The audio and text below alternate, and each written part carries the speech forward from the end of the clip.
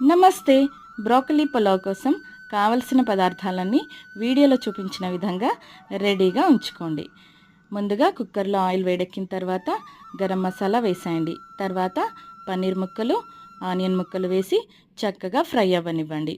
ఇవి ఫ్రై అయిన తర్వాత కొన్ని పచ్చిమిర్చి వేసేయండి.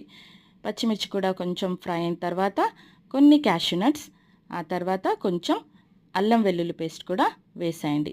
ఇది ఫ్రై అయిన తర్వాత ముందుగా రెడీగా ఉంచుకున్న పచ్చి బఠానీ, పుదీనా, బ్రోకలీ ముక్కలు, పొటాటో ముక్కలు అన్నీ వేసి ఒకసారి కలిపి కాసేపు ఫ్రై అవ్వనివ్వండి. తర్వాత గరం మసాలా, ఉడకడానికి సరిపడా వాటర్, కడిగిన బియ్యం వేసి తగినంత ఉప్పు, ఒక నిమ్మకాయ రసం వేసేసి కుక్కర్లో ఒక విజిల్ వచ్చే వరకు ఉడికించుకుంటే బ్రోకలీ పలావ్ రెడీ అయినట్టే. ట్రై చేయండి.